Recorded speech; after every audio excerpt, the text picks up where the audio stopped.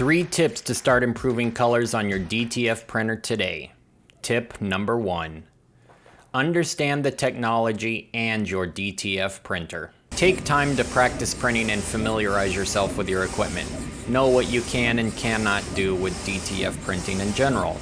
Once you have a proper understanding of how the process works, you will know what you can reproduce as is or what may need some artwork tweaks. Communication with customers is key, so the more you know and can relate to them, the better. Here is a few things I would recommend to run some tests with and help you learn about your printer. Here's a swatch sheet that I created that I will print out on my DTF printer, and then I will press this on black, press this on white, and I will show the customer, okay, hey look, you want a lime green? This is what the lime green looks like. This is the forest green. This is the CMYK green. And notice that I have these CMYK versions of this top row of colors, not RGB versions. And then these swatches below are just some common Pantones that I'm familiar with from screen printing. So if they wanted to compare, and then we're in Phoenix, so a lot of times customers want ASU colors, so I show them what those look like on DTF. And this is just to set realistic expectations for my customer. Now, we also see online that a lot of people have trouble with the color gray and printing and looking nice. It looks too cold, it looks too warm, but here's one thing that we can recommend doing.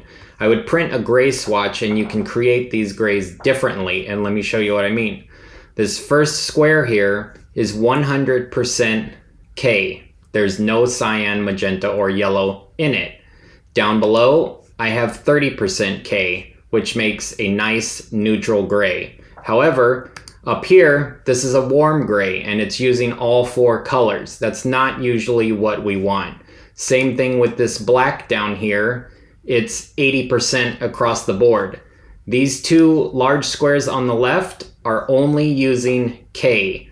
The 2 on the right are using all 4 values of CMYK in some way or another. And usually the neutral grays that use only the K are the ones that are gonna look much better on your final print. Now, I realize that you will not always have a vector file that's easy to just go in and replace the swatches, but it is something to be aware of, especially sometimes I know you will rebuild the art. So when rebuilding, you would want to create your grays in black using the K channel. We will be doing a more in-depth video soon of the color gray and creating it different ways and just demoing the differences and the different outputs that you'll see with the color gray. So make sure that you subscribe to us to get an alert when that comes out. Tip number 2, examine the artwork before you print it. All right, so I received some artwork.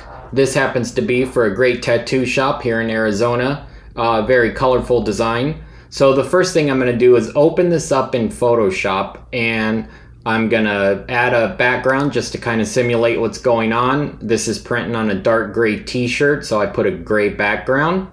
Next thing I'm gonna do is go up to image size, and I'm looking at 2 things. One is the print size. So this is 9 by 11. Customer wants it about 8 inches wide, so that all sounds good. Resolution is at 300. Now this number is key. 300 is a great target. 200 would be a little less quality, but most of the times it's going to be passable. Web images are only 72 and not usually usable. You want to avoid resolution that low if possible. So, having said that, if we look at this, we can see I'm viewing at 100%. Over here, I made a copy of it, and this is also at 100%, but the difference is this is web quality and only 72. So, as you can see, comparing the 2, looking at them at 100%, this is what we want because we're printing on a garment. We need it big. We want it true to life size, which in this case is about 8 inches wide. So this works well. All right, the next thing I'm going to do is take a look at the colors on this. So there's a black outline around the entire print here. I can see though that the black outline is not actually black. It's kind of a muddy black color. It's just not as vibrant as I would like it to be. So what I'm going to do is set the black point for this layer.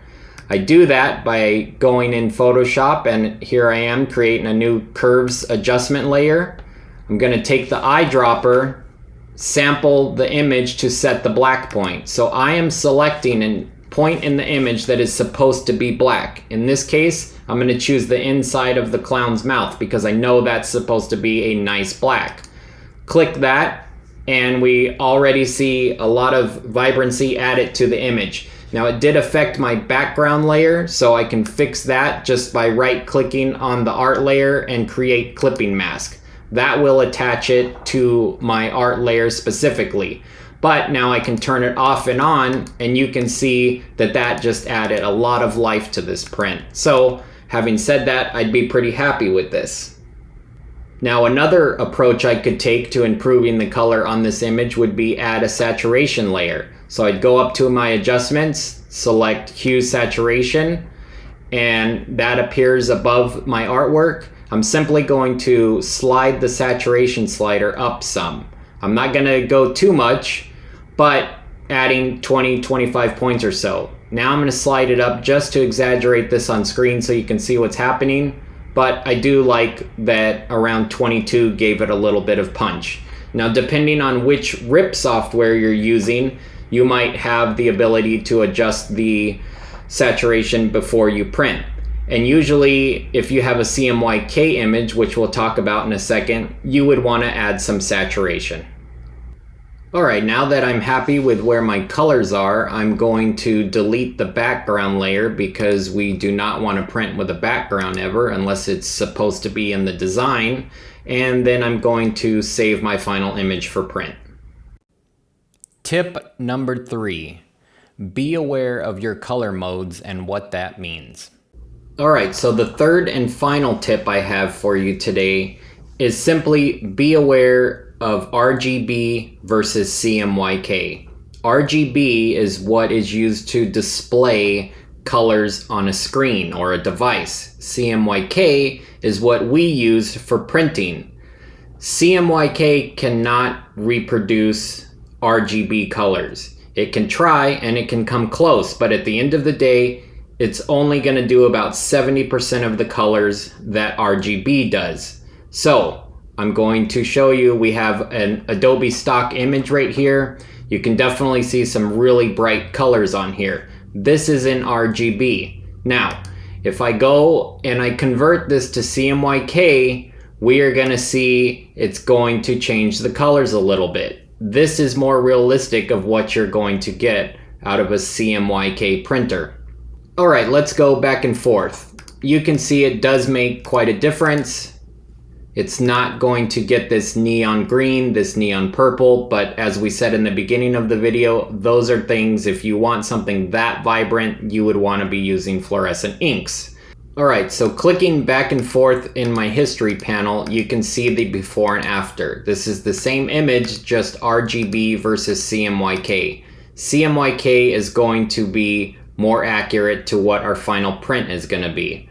Now some RIP softwares handle that conversion, so you don't need to worry about converting it in Photoshop like I'm doing now. I choose to do that because I want the print in the process of me prepping to reflect the final print ASAP. So that's why I do it now instead of having the RIP handle it. Now if I go back to my CMYK version and I use the eye picker and I'm just going to select this green. So there it is. Now if I double click the swatch, you can see a little explanation point that's giving you a warning. It's telling you this is out of gamut for printing. What that means is that CMYK will not reproduce that color. You have a few options here. We can convert it like I just showed you and roll with it. Or if you want it to be a little more specific, you can click this here and it's going to make a suggestion on the green that's closest, but you can also slide that around. Now, when you're sliding it around, you'll see my explanation point is disappearing and reappearing, and that's because I'm choosing greens that are or are not in gamut to print.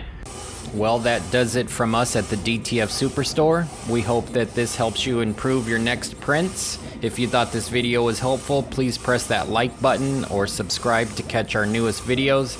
And drop us a comment below, what videos would you like to see that would help you out with the direct-to-film process.